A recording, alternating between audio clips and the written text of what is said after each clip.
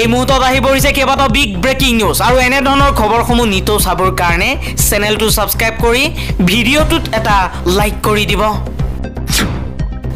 এই মুহূৰ্তত জনাইছো এটা ব্ৰেকিং নিউজ। আজি ওয়াকফ সংশোধনী বিধেয়ক উত্থাপন কৰিব নৰেন্দ্ৰ মোদী চৰকাৰে।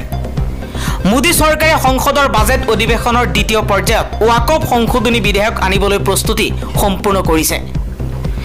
আজি ওয়াকফ সংশোধনী বিধেয়ক লোকসভাত উত্থাপন কৰিব মোদী চৰকাৰে। ওয়াকফ বিধেয়কক লৈ হৰপ হৈ পৰিছে আসাদুদ্দিন ওৱেইচি। আসাদুদ্দিন ওৱেইচিয়ে কৈছে বিজেপি চৰকাৰে যি ওয়াকফ বিল আনিছে সেয়া হৈছে ওয়াকফ ধ্বংস বিধেয়ক। চন্দ্ৰবাবু নাইডু, নীতিশ কুমাৰ, চিৰাগ পাছোৱান আৰু জয়ন্ত চৌধুৰীয়ে চিন্তাশীলভাৱে সিদ্ধান্ত লোৱা উচিত বুলি মন্তব্য কৰিছে আসাদুদ্দিন ওৱেইচিয়ে। পৰৱৰ্তী খবৰ, ইজৰাইলৰ আক্ৰমণত 12জনকৈ পেলেষ্টাইনী নাগৰিকৰ মৃত্যু হৈছে। আজি আল জাজিৰাই এই খবৰ প্ৰকাশ কৰিছে। 12জনকৈ পেলেষ্টাইনী নাগৰিকক ইজৰাইলী সেনাই গুলীয়াই হত্যা কৰিছে দক্ষিণ গাজাত। পৰৱৰ্তী খবৰ, ৰাজ্যত পুনৰ বৃদ্ধি পাইছে টুলকৰ। 1 এপ্ৰিলৰ মাজনিশাৰ পৰা 5% বৃদ্ধি পাইছে টুলকৰ। লঘু ব্যক্তিগত বাহনে দিব লাগিব 145 টকা।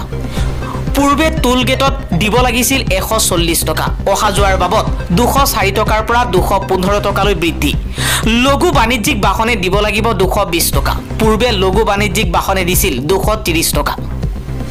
এদিনত অহা যোৱাৰ বাবদ দিব লাগিব 345 টকা। পূৰ্বে এই নিৰিখ আছিল 335 টকা।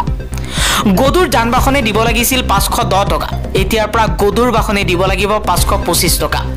যাত্ৰীবাহী বাছে এতিয়া টুলকৰ হিচাপে দিব লাগিব 480 টকা। পূৰ্বে যাত্ৰীবাহী বাছে দিব লাগিছিল 465 টকা।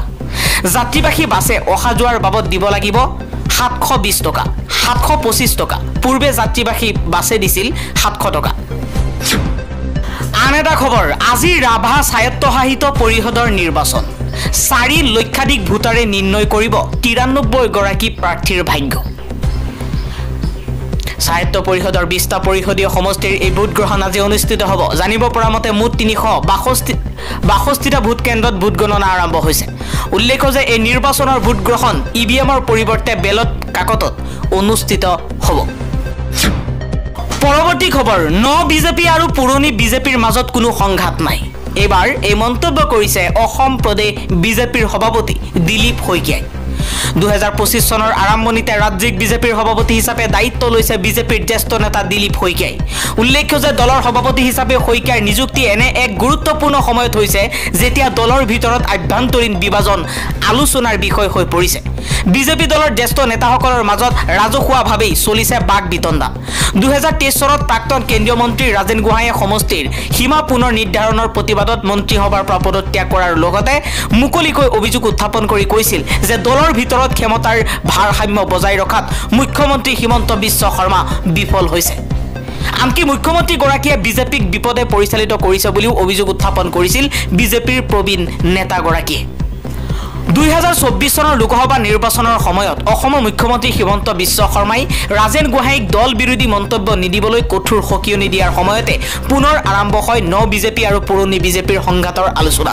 ৰাজেন গোহাঁই সম্পৰ্কত হিমন্ত বিশ্ব শৰ্মাই কয়, সেইজন ব্যক্তি দলত থাকিব নে নাথাকিব সেয়া বিজেপিয়েহে সিদ্ধান্ত ল'ব।